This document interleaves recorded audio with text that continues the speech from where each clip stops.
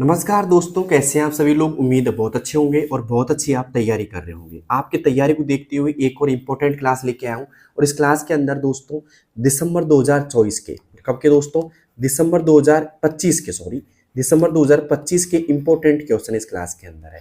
मतलब जो PYQS लगे थे ना पेपर में, वो पेपर के पर्सन है दोस्तों।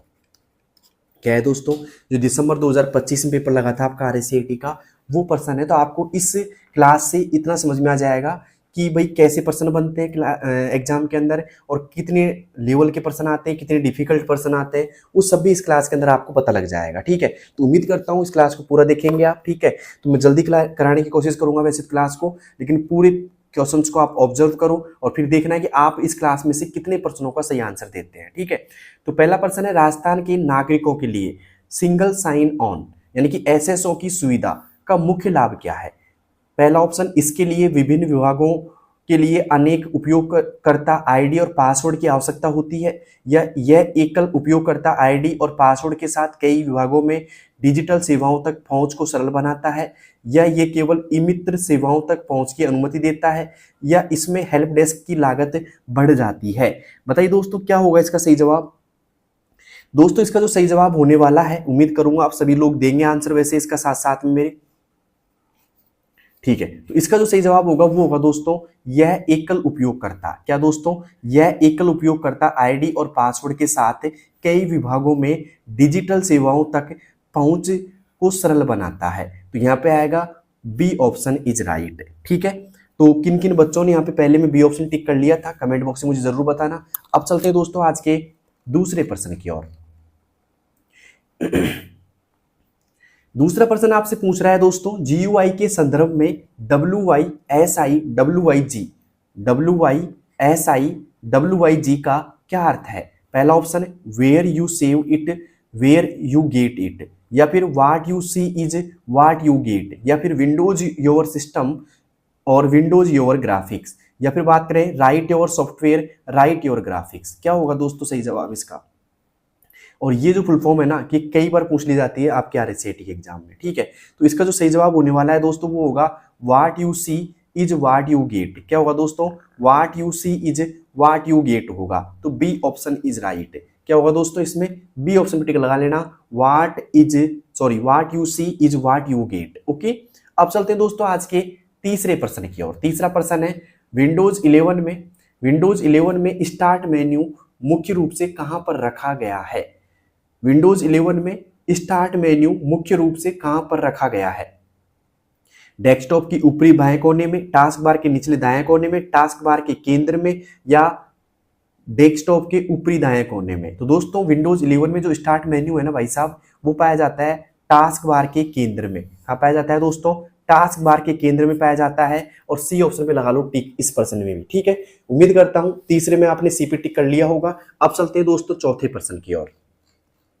चौथा प्रश्न पूछ रहा है आपसे कि क्रेडिट कार्ड से ऑनलाइन भुगतान करते समय उपयोगकर्ता को सुरक्षा के लिए वेबसाइट के एड्रेस बार के संबंध में क्या सुनिश्चित करना चाहिए।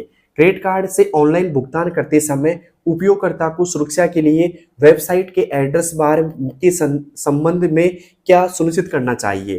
पहला ऑप्शन, ये HTTP से शुरू होता है। दूसरा, इसमें एक लॉक प्रतीक है और HTTPS लिखा है, या यह व्यापारी का पूरा बैंक खाता नंबर दिखाता है, या इसमें विवरण दर्ज करने के लिए एक पॉपअप विंडो है। बताइए दोस्तों क्या होगा इसका सही जवाब। तो सीधी सी बात है दोस्तों, इसमें एक लॉक प्रतीक है और HTTPS लिखा है। ठीक है, तो एक तरीके से ये सिक्योर होती है। तो चौथे में आएगा दोस्तों बी ऑप्शन।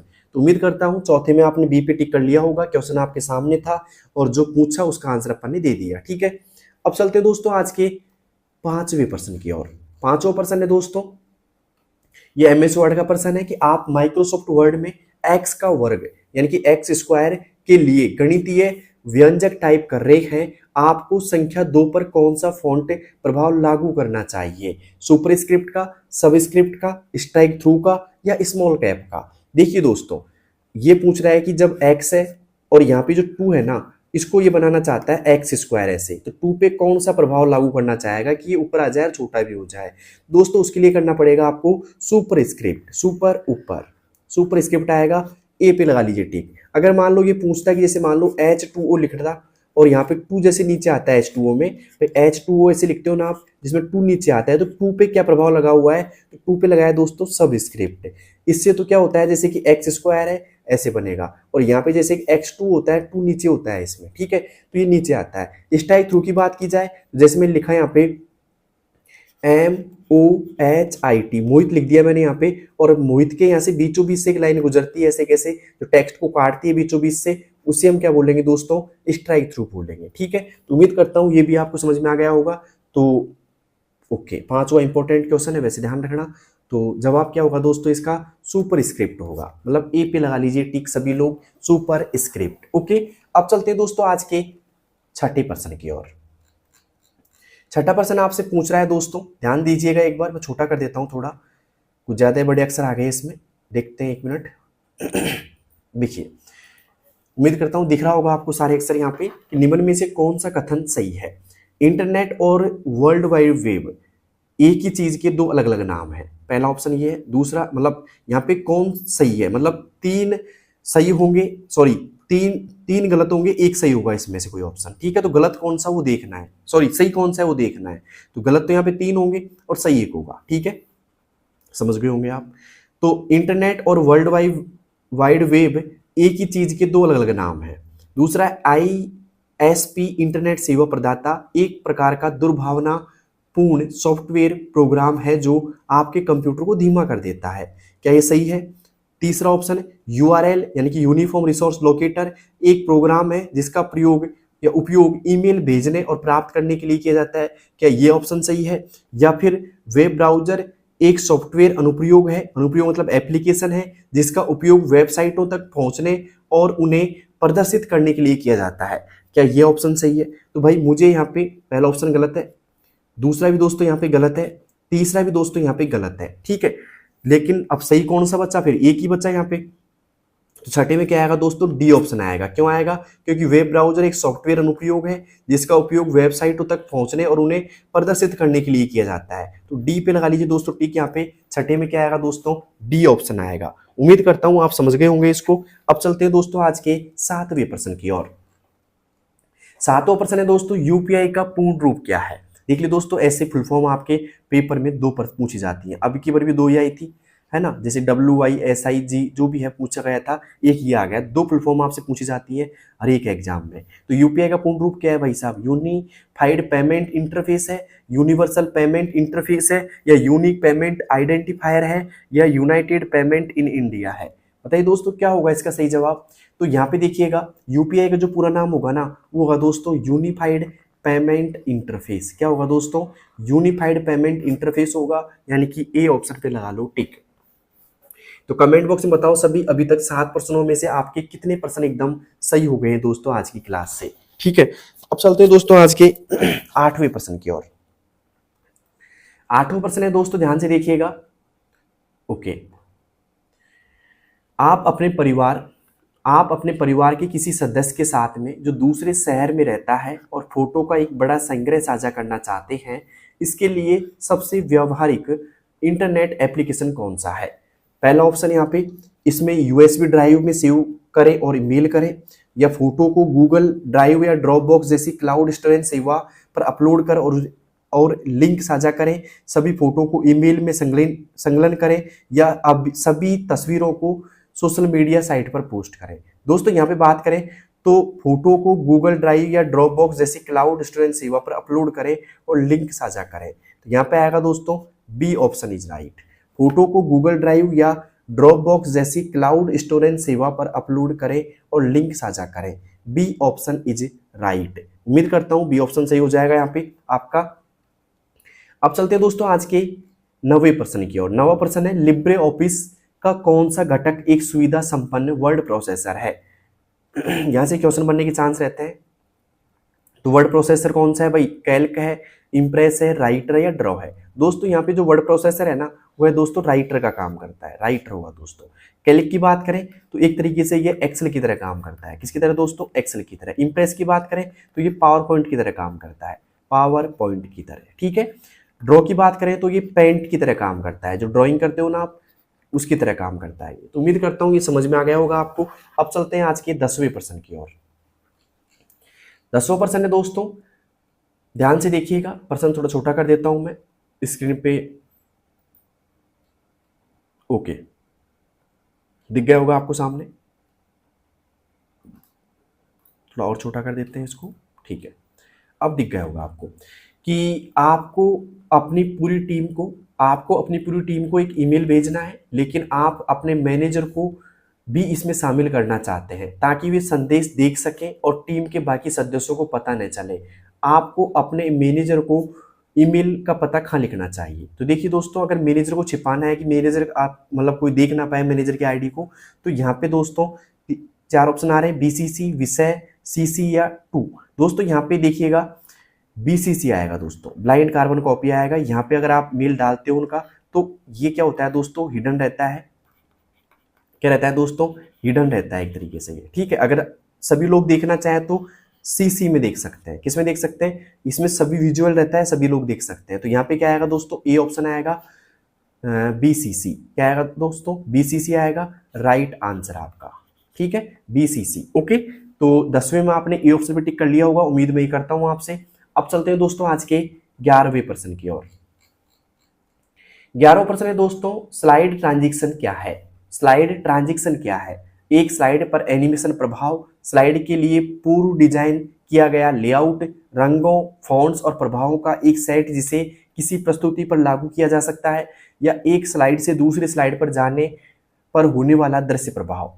देखिए दोस्तों, स्लाइड ट्रांजिशन की बात की जाए यहाँ पे, तो ये होता है दोस्तों, क्या होता है भाई, एक स्लाइड से दूसरी स्लाइड पर जाने पर होने वाला दृश्य प्रभाव। एक स्लाइड से दूसरी स्लाइड पर जाने पर होने वाला दृश्य प्रभाव क्या कहलाएगा दोस्तों, स्लाइड ट्रांजिशन कहलाएगा, ठीक है। ओके, अब चलते हैं दोस्तों आज के 12वें प्रश्न की ओर। 12वां प्रश्न है, यहाँ पे देखो ऐसे कॉलम मिलाने के लिए बोला जाएगा आपसे, ठीक है। मैं थोड़ा स्मॉल कर देता हूँ इनको, जिससे आपको सारे ऑप्शन एक साथ दिख जाएं। ओके, ज्यादा ही छोटे हो जाएंगे, अब ठीक है। तो यहाँ पे देखिएगा दोस्तों, कॉलम ए और कॉलम बी को आपस में मिलाना है आपको, ठीक है। मतलब ऑपरेटिंग सिस्टम क्या है, वेब ब्राउजर क्या है, एंटीवायरस क्या है, स्प्रेडशीट क्या है, और इनको यहाँ पे मिलाना है आपको, ठीक है।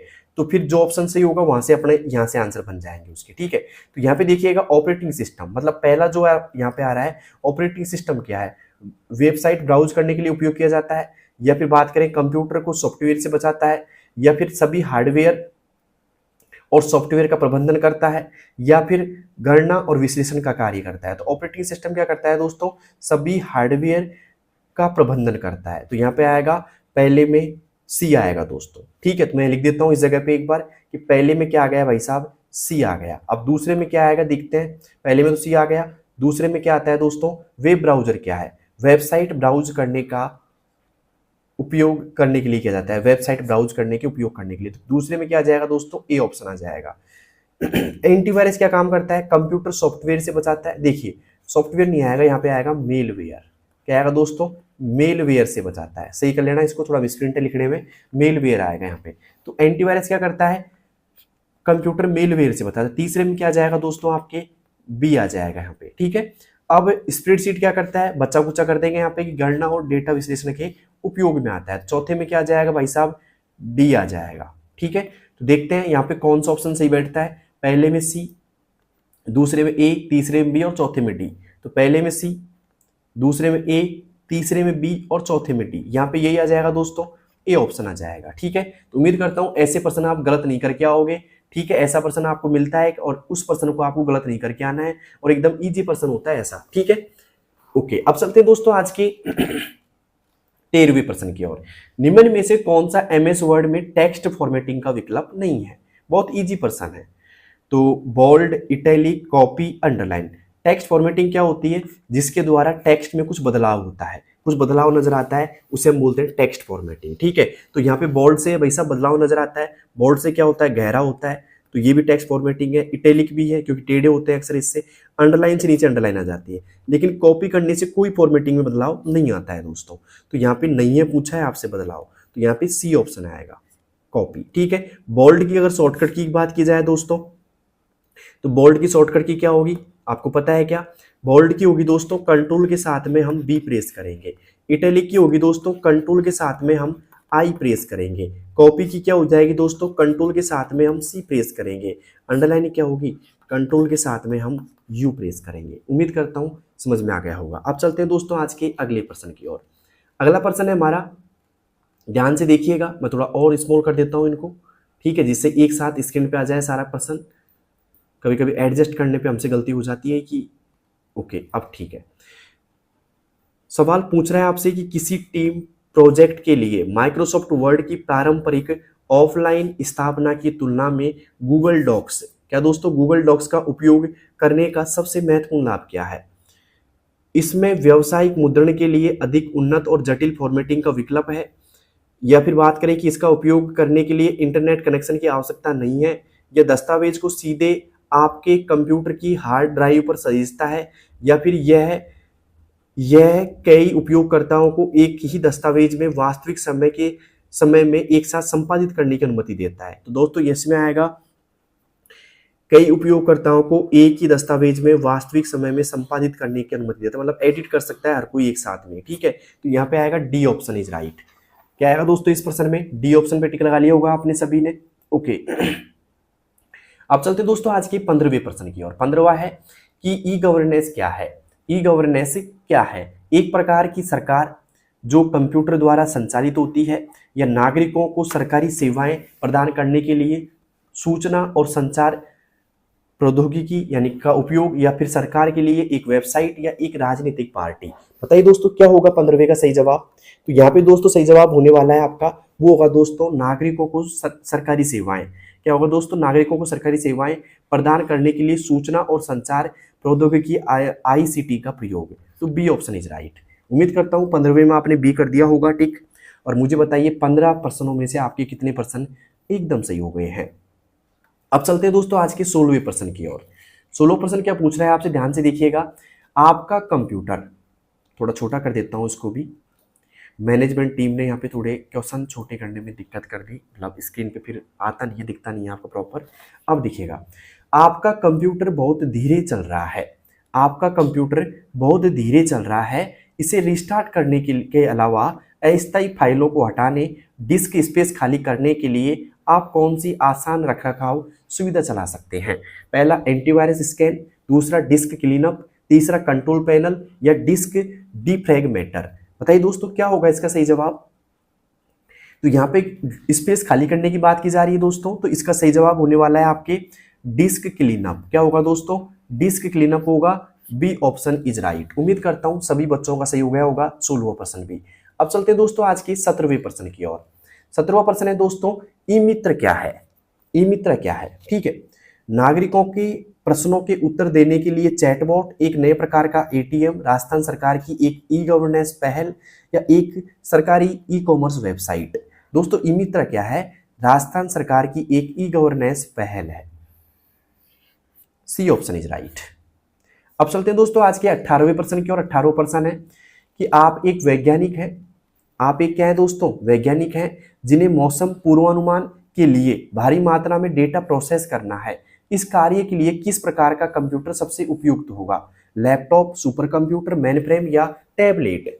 आप एक वैज्ञानिक हैं जिन्हें मौसम पूर्वानुमान के लिए भारी मात्रा में डेटा प्रोसेस करना है। इस कार्य के लिए किस प्रकार का कंप्यूटर सबसे उपयुक्त होगा, कौन सा होगा भाई साहब सबसे उपयुक्त। तो दोस्तों मौसम का पूर्वानुमान हो गया, भूकंप की जानकारी हो गई, वैज्ञानिकों के शोध हो गए, इन सबकी जानकारी के लिए या इनकी सबकी हेल्प के लिए सुपर कंप्यूटर काम आता है दोस्तों। क्या आता है दोस्तों, सुपर कंप्यूटर काम आता है। तो लगा लीजिए दोस्तों बी ऑप्शन पे टिक, सुपर कंप्यूटर। क्या दोस्तों, सुपर कंप्यूटर होगा इसमें। अब चलते हैं दोस्तों आज के 19वें प्रश्न की ओर। 19वां प्रश्न क्या है दोस्तों, ध्यान से देखिएगा। डिजिटल हस्ताक्षर क्या है। डिजिटल हस्ताक्षर क्या है। पहला ऑप्शन, आपके हस्तलिखित हस्ताक्षर की स्कैन की गई छवि, या आपके कंप्यूटर के लिए एक पासवर्ड, या यह आश्वासन देता है कि संदेश किसी ज्ञात प्रेषक ने बनाया है तथा पारगमन के दौरान उसमें कोई परिवर्तन नहीं किया गया है, या फिर एक विशेष फॉन्ट जो आपकी लिखावट जैसा दिखता है।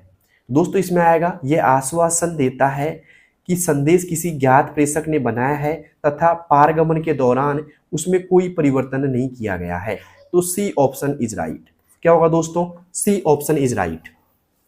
तो 19वीं में क्या आएगा दोस्तों, सी ऑप्शन आएगा यहाँ पे। उम्मीद करता हूँ सभी बच्चों ने यहाँ पे सही कर लिया होगा। ठीक है, अब चलते हैं दोस्तों आज के 20वें प्रश्न की ओर। 20वां प्रश्न पूछ रहा है आपसे कि इंसर्ट टैब के अंतर्गत कौन सी सुविधा किसी प्रोसेस, चक्र या पदानुक्रम का दृश्य प्रतिनिधित्व बनाने के लिए उपयोग की जाती है? चार्ट, शेप, स्मार्ट आर्ट या वर्ड आर्ट? दोस्तों क्या होगा 20वें का सही जवाब? तो यहाँ पे दोस्तों आता है स्मार्ट आर्ट। क्या आएगा दोस्तों, स्मार्ट आर्ट आएगा। ठीक है, तो सी ऑप्शन इज राइट। तो मुझे बताइए 20 में से आपका स्कोर क्या बन रहा है दोस्तों, जल्दी से कमेंट बॉक्स के अंदर। ठीक है, ऐसे कितने बच्चे जिनके 20 में से 18% एकदम सही हो चुके हैं, जल्दी से बताओ कमेंट बॉक्स में मुझे। और इस क्लास को उन बच्चों के पास शेयर करो जिनकी RSCIT के एग्जाम है। ठीक है, और ये जो मैं प्रश्न बता रहा हूँ आज की क्लास में, ये दोस्तों दिसंबर 2025 में आए हुए प्रश्न है। ठीक है, आपकी एग्जाम में। ओके, अब चलते हैं दोस्तों आज के 21वें प्रश्न की ओर। 21वां मॉडेम क्या है? कंप्यूटर मेमोरी का एक प्रकार, एक उपकरण जो कंप्यूटर को इंटरनेट से कनेक्ट करने के लिए सिग्नल को मॉड्यूलेट और डीमॉड्यूलेट करता है, या एक प्रकार का कंप्यूटर मॉनिटर, या एक प्रकार का कंप्यूटर सॉफ्टवेयर। दोस्तों मॉडेम जो है वह दोस्तों एक उपकरण जो कंप्यूटर को इंटरनेट से कनेक्ट करने के लिए सिग्नल को मॉड्यूलेट और डीमॉड्यूलेट करता है। मतलब बी ऑप्शन इज राइट। क्या होगा दोस्तों, बी ऑप्शन इज राइट होगा इस पे। उम्मीद करता हूं सभी ने बीपीटी कर लिया होगा। ठीक है, अब चलते हैं दोस्तों 22 की ओर। 22 में क्या है दोस्तों, ध्यान से देखिएगा कि आप आधुनिक पीसी पर उपलब्ध सबसे आम वायर्ड कनेक्शन का उपयोग करके प्रिंटर को अपने कंप्यूटर से कनेक्ट करना चाहते हैं। आप आधुनिक पीसी पर उपलब्ध सबसे आम वायर्ड कनेक्शन का उपयोग करके प्रिंटर को अपने कंप्यूटर से कनेक्ट करना चाहते हैं, तो आप किस पोर्ट का उपयोग करेंगे? HDMI पोर्ट का, USB पोर्ट का, VGA पोर्ट का, या पावर पोर्ट का? देखिए दोस्तों यहाँ पे जो पोर्ट काम आएगा, ठीक है, तो वो आएगा दोस्तों USB पोर्ट। क्या आएगा दोस्तों, USB पोर्ट काम आएगा। बी ऑप्शन पे लगा लो टिक सभी बच्चे। अब चलते हैं दोस्तों आज के 23 की तरफ। 23वां प्रश्न क्या पूछ रहा है आपसे, ध्यान से देखिएगा एक बार कि पावर पॉइंट में कौन सा दृश्य आपकी स्लाइडों के क्रम को पुनः व्यवस्थित करने के लिए सर्वोत्तम है? बताइए दोस्तों कौन सा सर्वोत्तम है? नॉर्मल व्यू है, स्लाइड सॉर्टर व्यू है, रीडिंग व्यू है, या आउटलाइन व्यू है? दोस्तों पावर पॉइंट में कौन सा दृश्य आपकी स्लाइडों को क्रम को पुनः व्यवस्थित करने में सर्वोत्तम है भाई साहब? तो वो है स्लाइड सॉर्टर व्यू। कौन है दोस्तों? स्लाइड सॉर्टर व्यू होगा। मतलब बी ऑप्शन पे टिक लगा लीजिए सभी बच्चे। अब चलते हैं दोस्तों आज के 24 की तरफ। 24 है दोस्तों, जैसा कि एक दस्तावेज में बताया गया है कि निम्नलिखित में से कौन सा एंड्रॉयड डिवाइस पर उपलब्ध स्क्रीन लॉक विकल्प नहीं है? पैटर्न, पिन, फिंगरप्रिंट या पासवर्ड? तो दस्तावेज में बताया गया है कि निम्नलिखित में से कौन सा एंड्रॉयड डिवाइस पर उपलब्ध स्क्रीन लॉक विकल्प नहीं है? दोस्तों पैटर्न भी है, पिन भी है, पासवर्ड भी है, फिंगरप्रिंट नहीं है। तो यहाँ पे आएगा दोस्तों सी ऑप्शन। चॉइस में क्या जाएगा दोस्तों? सी ऑप्शन आ जाएगा। अब चलते हैं 25 की तरफ। 25 है दोस्तों, ध्यान से देखिएगा कि निम्नलिखित में से कौन मोबाइल ऑपरेटिंग सिस्टम के उदाहरण है? निम्नलिखित में से कौन मोबाइल ऑपरेटिंग सिस्टम के उदाहरण है? लिनक्स, यूनिक्स, क्रोमियम, या विंडोज, iOS, एंड्रॉयड, या क्रोम, ओपेरा, ब्रेव, या फिर कंपाइलर, इंटरप्रेटर, असेंबलर? तो 25वें में क्या आएगा दोस्तों सही जवाब? जल्दी से कमेंट बॉक्स में आप दे सकते हैं सभी बच्चे एक साथ में। तो यहाँ पे मोबाइल ऑपरेटिंग सिस्टम की पूछ रहा है आपसे, तो ये होगा दोस्तों Windows, iOS, Android. B option is right. क्या होगा दोस्तों? बी ऑप्शन होगा। ठीक है, 25 में से आपके कितने परसेंट सही हुए दोस्तों कमेंट बॉक्स में जरूर लिखना। साथ में इस क्लास को उन बच्चों के पास भी शेयर कर दीजिएगा जिनकी RSCIT के एग्जाम है। और हाँ, आप भी सब्सक्राइब करना मत भूलना अगर आप नए बच्चे हैं तो। ठीक है, क्योंकि सारे अपडेट आपको तभी मिल पाएंगी जब चैनल सब्सक्राइब होगा। अब चलते हैं दोस्तों आज के 26 की तरफ। 26 क्या कह रहा है दोस्तों, ध्यान से देखिएगा, लेकिन मैं उससे पहले क्वेश्चन को थोड़ा छोटा कर देता हूँ जिससे आपको समझने में दिक्कत नहीं आएगी और क्वेश्चन एक साथ में पूरा दिख भी जाएगा। थोड़ा और छोटा कर देते हैं इसको। ठीक है, देखिएगा दोस्तों क्वेश्चन क्या पूछ रहा है आपसे कि आपने किसी शीर्षक पर एक विशिष्ट फॉन्ट शैली और आकार लागू किया है और अब आप उसी फॉर्मेटिंग को पाठ के किसी अन्य भाग पर जल्दी से लागू करना चाहते हैं बिना किसी विकल्पों के, तो फिर मैन्युअल रूप से चुनें। सभी विकल्पों को फिर से मैन्युअल रूप से चुने। इस उद्देश्य के लिए कौन सा टूल डिजाइन किया गया है? वापस देख लेते हैं कि आपने शीर्षक पर एक विशिष्ट फॉन्ट शैली और आकार लागू किया है और अब आप उसी फॉर्मेटिंग को पाठ के किसी अन्य भाग पर जल्दी से लागू करना चाहते हैं, बिना सभी विकल्पों को फिर से मैन्युअल रूप से चुने। ठीक है, इस उद्देश्य के लिए कौन सा टूल डिजाइन किया गया है? तो यहाँ पे 4 ऑप्शन है, क्लियर फॉर्मेटिंग का, टेक्स्ट इफेक्ट का, फॉर्मेट पेंटर का या स्टाइल्स का। दोस्तों इसका जो सही जवाब होने वाला है वो होगा दोस्तों फॉर्मेट पेंटर। ये क्या करता है दोस्तों, एक पैराग्राफ की फॉर्मेटिंग को दूसरे पैराग्राफ पर डायरेक्टली अप्लाई कर देता है। ठीक है, अब चलते हैं 27 की तरफ। यहाँ पे 27 जो नंबर का प्रश्न है दोस्तों, ये पूछ रहा है आपसे कि विंडोज 10 के संदर्भ में सीडी या डीवीडी को बर्न करने का क्या अर्थ है? विंडोज 10 के संदर्भ में सीडी या डीवीडी को बर्न करने का क्या अर्थ है? गर्मी से डिस्क को नष्ट करना, डिस्क पर सामग्री डेटा लिखना या कॉपी करना, खरोंच हटाने के लिए डिस्क को साफ करना या डिस्क पर डेटा इनक्रिप्ट करना। क्या होगा दोस्तों इसका सही जवाब? तो दोस्तों इसका जो सही जवाब होने वाला है वो होगा दोस्तों डिस्क पर सामग्री डेटा लिखना या कॉपी करना। ठीक है, लगा लीजिए दोस्तों बी पे टिक। यहाँ पे बी ऑप्शन आएगा दोस्तों, डिस्क पर सामग्री डेटा लिखना या कॉपी करना। ठीक है, उम्मीद करता हूं समझ में आ गया होगा आपको। अब चलते हैं 28 की तरफ। 28 क्या पूछ रहा है आपसे दोस्तों, ध्यान से देखिएगा कि यूआरएल का कौन सा भाग आमतौर पर वेबसाइटों के संगठन का या उद्देश्य के प्रकार को इंगित करता है? उदाहरण के लिए .com, .edu, .gov। बताइए दोस्तों, वेबसाइट के संगठन या उद्देश्य के प्रकार को इंगित करता है। प्रोटोकॉल, उपडोमेन या शीर्ष स्तरीय डोमेन या संसाधन का नाम। दोस्तों यहाँ पे बात करें तो इसका सही जवाब होने वाला है शीर्ष स्तरीय डोमेन। क्या होगा दोस्तों, ये शीर्ष स्तरीय डोमेन, क्योंकि यहाँ पे .com, .edu, .gov दोस्तों क्या होते हैं, टॉप लेवल डोमेन होते हैं। क्या होते हैं दोस्तों, ये टॉप लेवल डोमेन होते हैं और इनको क्या बोलेंगे दोस्तों, हम TLD बोलेंगे। क्या बोलेंगे दोस्तों, TLD बोलेंगे। ठीक है, अब यहाँ पे बात करें .com क्या काम आता है, एक तरीके से व्यापार में काम आता है। .edu शिक्षा में काम आता है दोस्तों, और .gov आता है दोस्तों सरकारी संगठन में काम आता है। उम्मीद करता हूँ 28वें में आपने सी पे टिक कर लिया होगा, शीर्ष स्तरीय डोमेन। ओके, अब चलते हैं दोस्तों आज के 29 की तरफ। 29वां क्वेश्चन है दोस्तों, आपको कई आसन्न सेल जैसे कि A1, B1, C1 की सामग्री को एक बड़े कक्ष में संयोजित कर केंद्र में लाना है। आप किस सुविधा का उपयोग करेंगे? रैप टेक्स्ट का, मर्ज एंड सेंटर का, अलाइनमेंट सेटिंग का या इंसर्ट सेल का? बताइए दोस्तों क्या होगा इसका सही जवाब। आपको कई आसन्न सेल A1, B1, C1 की सामग्री को एक बड़े कक्ष में संयोजित कर केंद्र में लाना है। आप किस सुविधा का उपयोग करेंगे? दोस्तों सीधी सी बात है, इसके लिए करेंगे दोस्तों मर्ज एंड सेंटर का। किसका करेंगे भाई साहब? मर्ज एंड सेंटर का करेंगे। B option is right. Okay, अब चलते हैं दोस्तों आज के 30वें प्रश्न की ओर। 30वां प्रश्न देखिएगा ध्यान से। एक बार छोटा कर देता हूं स्क्रीन पे इसको। ठीक है, 30वां प्रश्न पूछ रहा है आपसे कि आप एक पुराने डेस्कटॉप कंप्यूटर का उपयोग कर रहे हैं और देखते हैं कि उसकी स्क्रीन काफी बड़ी है और चित्र बनाने के लिए इलेक्ट्रॉन किरणों का उपयोग करती है। आप किस प्रकार के मॉनिटर का उपयोग कर रहे हैं? पहला ऑप्शन फ्लैट पैनल मॉनिटर का, LCD मॉनिटर का, CRT मॉनिटर का या LED मॉनिटर का? बताइए दोस्तों क्या होगा इसका सही जवाब। आप एक पुराने डेस्कटॉप कंप्यूटर का उपयोग कर रहे हैं और देखते हैं कि उसकी स्क्रीन काफी बड़ी है और चित्र बनाने के लिए इलेक्ट्रॉन किरणों का उपयोग करती है। आप किस प्रकार के मॉनिटर का उपयोग कर रहे हैं? दोस्तों आप जो कर रहे हैं वो कर रहे हैं CRT मॉनिटर का। किसका दोस्तों? CRT मॉनिटर का उपयोग कर रहे हैं। तो यहाँ पे आएगा CRT monitor. C option is right. क्या आएगा दोस्तों 30वें में? सी ऑप्शन आएगा। उम्मीद करता हूँ क्लास आपको अच्छी लग रही होगी। अगर अच्छी लग रही हो तो कमेंट बॉक्स में जरूर बताना दोस्तों। अब चलते हैं आज के 31 की तरफ, 31वीं की तरफ। 31वां प्रश्न क्या पूछ रहा है दोस्तों, ध्यान से देखिएगा।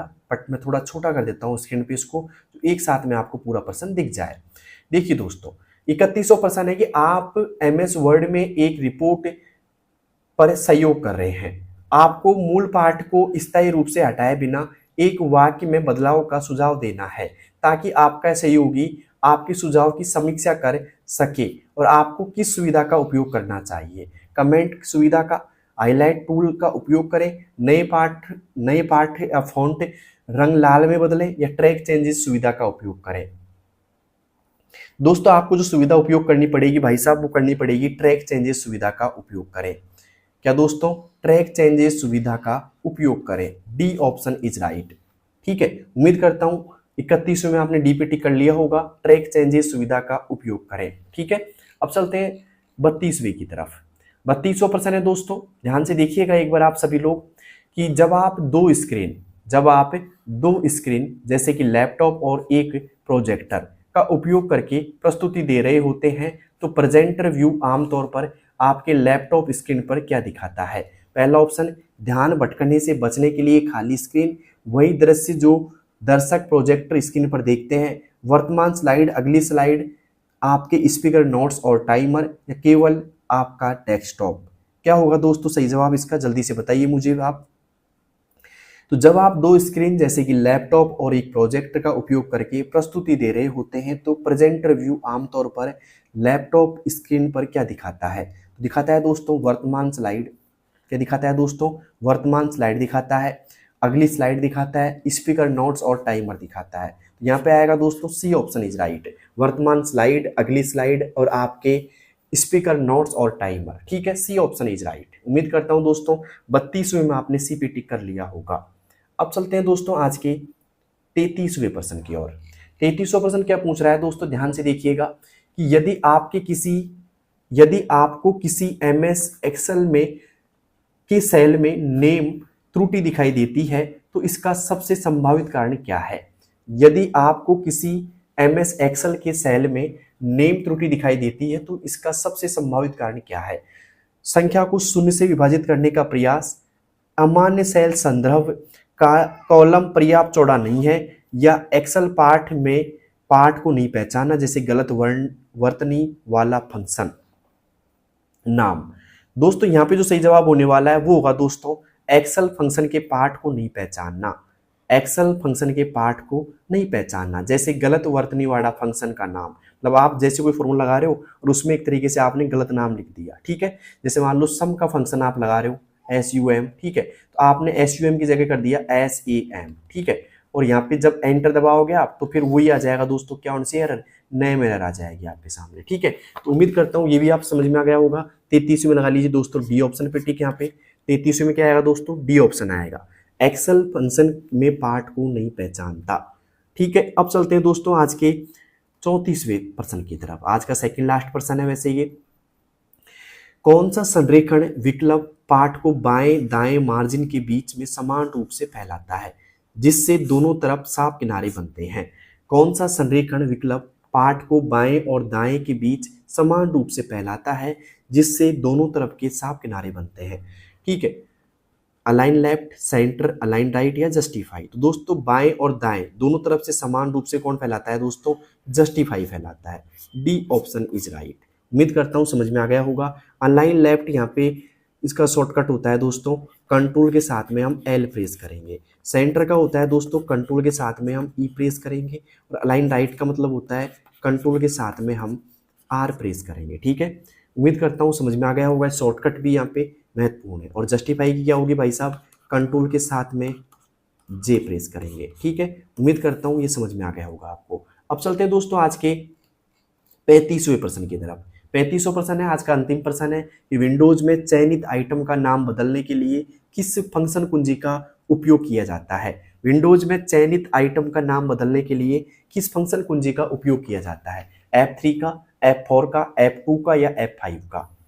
बताइए दोस्तों क्या होगा 35वें प्रश्न का आंसर। तो उम्मीद करता हूं दोस्तों आपको ये 35 प्रश्न तो अच्छे लगे होंगे। और आपकी इन 35 में से अब तक कितने प्रश्न सही हो चुके हैं वो मुझे कमेंट बॉक्स में बताना। तो विंडोज में चयनित आइटम का नाम बदलने के लिए जो फंक्शन की उपयोग करेंगे दोस्तों वो करेंगे दोस्तों F2। क्या करेंगे दोस्तों? F2 करेंगे। C option is right. ठीक है, तो उम्मीद करता हूं दोस्तों ये प्रश्न आपको समझ में आ गए होंगे। और मुझे उम्मीद ये भी है कि आपके 35 में से कम 30 तो सही हो गए होंगे इस क्लास में से। ठीक है, तो कमेंट बॉक्स में बताना दोस्तों, ये PYQS जो 2025 में आया, दिसंबर 2025 में, ये क्लास आपको कैसी लगी। उम्मीद करता हूँ आपको अच्छी लगी होगी, समझ में भी आई होगी। तो अपने सभी दोस्तों के पास इसको शेयर जरूर करना, ठीक है। और साथ में अगर आप नए हो तो एक बार चैनल को सब्सक्राइब कर लेना, क्योंकि सारे अपडेट आपको तभी मिल पाएंगे क्लास के जब चैनल सब्सक्राइब होगा, ठीक है। तो मिलते हैं दोस्तों एक और नेक्स्ट क्लास में, तब तक के लिए बेस्ट ऑफ लक, अपनी तैयारी को और बेटर करते रहिएगा। धन्यवाद, धन्यवाद दोस्तों, धन्यवाद, थैंक यू, बाय।